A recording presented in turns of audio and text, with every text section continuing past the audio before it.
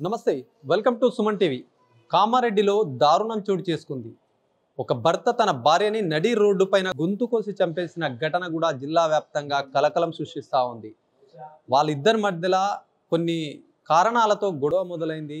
ఆ గొడవ కూడా చిలికి చిలికి గాలివానలా తయారై అది మొత్తం భర్త భార్యని గొంతు పైన కడుపు పైన చాకుతో కూడా చంపినటువంటి పరిస్థితి మొత్తం కామారెడ్డి జిల్లా వ్యాప్తంగా ఆందోళన నెలకొంది. స్థానికంగా నివాసం ఉండే నర్సింహులు తన భార్య మహేశ్వరి పైన కూడా అతి కిరాతకంగా దాడి చేశాడు. ఈ దాడి చేసిన తర్వాత కూడా అతను కడుపు పైన చాకుతో బలంగా పొడుచుకున్నటువంటి సిచ్యువేషన్. తను భార్యని చంపిన తర్వాత తను కూడా అతి దారుణంగా పొడుచుకున్న అనంతరం కూడా అక్కడ మొత్తం అందరూ కామారెడ్డిలో చూస్తున్నారు. నిజాం సాగర్ చౌరస్తా దగ్గర కూడా ఈ ఘటన జరిగింది. ఆ భర్త ఎవరైతే నర్సింహులు ఉన్నాడో అక్కడ సులభ్ కాంప్లెక్స్ దగ్గర పనిచేస్తూ ఉంటాడు. గత కొన్ని సంవత్సరాలుగా అయితే ఆయన స్థానికంగా ఉంటారని చెప్పేసి పోలీసులు చెప్తున్నారు. ఆయన స్వగ్రామం సిద్దిపేటకు సంబంధించినటువంటి జిల్లా కావడం, ఆయన చాలా ఇయర్స్గా కూడా ఇక్కడ ఉంటున్న నేపథ్యంలో భార్య భర్తల మధ్యలో కూడా కొన్ని రోజులుగా కూడా గొడవ అయితే నడుస్తూ ఉంది. ఈ గొడవలో ఏం జరిగింది ఏంటి అనేది పక్కన పెడితే అతి దారుణంగా పొడవడం ఇదంతా కూడా కామారెడ్డి జిల్లా వ్యాప్తంగా కూడా సంచలనంగా మారినటువంటి పరిస్థితి. ఒక భర్త భార్యను చంపడం ఎందుకు అలా అని చెప్పేసి అందరూ అవాక్కైనటువంటి పరిస్థితి. ఆయనని అక్కడ స్థానికంగా ఉన్నటువంటి ఏదైతే చూడగానే అందరూ కూడా షాక్ కూలైపోయారు. మొత్తం రోడ్డు పైన కూడా కొన్ని సెకండ్స్ల వ్యవధిలో ఇట్లాంటి ఘటనలు చూసుకోవడం కూడా చాలామంది చూస్తూ ఉన్నారు.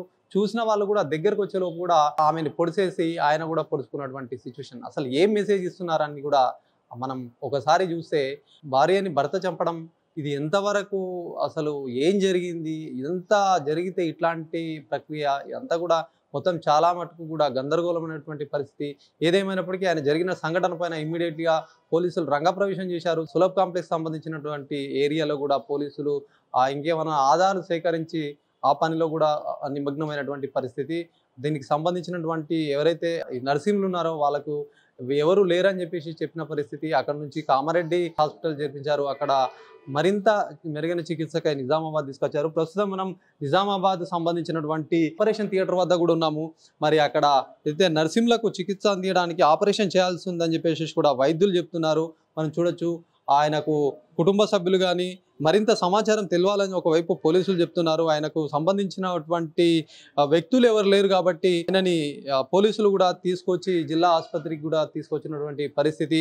ఆపరేషన్ థియేటర్లో అయితే అతను ఉన్నాడు. మరి ఎందుకు చంపాల్సి వచ్చింది ఏంటి అని మరిన్ని వివరాలు అయితే తెలుసుకునే ప్రయత్నంగా అయితే పోలీసులు ఈ కేసు విచారణ చేస్తున్నటువంటి సిచ్యువేషన్ ఉంది.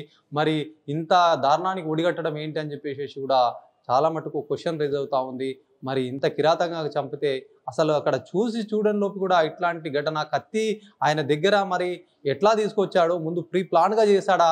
మరి అంత క్షణం చూడగానే అందరు అవాక్కయ్యే విధంగా ఒకసారి ఏదన్నా రోడ్డు పైన జరిగితే కొంతమంది దగ్గరకు వస్తారు. అట్లా కాదని చెప్పేసి వారించిన ఫ్యూ ఆఫ్ సెకండ్స్లోనే ఇట్లాంటి ఘటన తీవ్రమైనటువంటి భయాందోళన కూడా నెలకొంది. ఎందుకంటే నడి రోడ్డు మీద హత్య జరగడం అంటే అది మామూలు విషయం కాదు. మరి నడి రోడ్డు మీద జరిగింది. ఇది ఒక భర్త భార్యను చంపడం ఇది చాలా తీవ్రంగా వేధిస్తున్నటువంటి సిచ్యువేషన్. దీనికి మరిన్ని వివరాలు తెలవాలి. పోలీసులు రంగప్రవేశం చేసి కూడా కేసు దర్యాప్తు చేస్తున్నటువంటి పరిస్థితి అయితే ఉంది.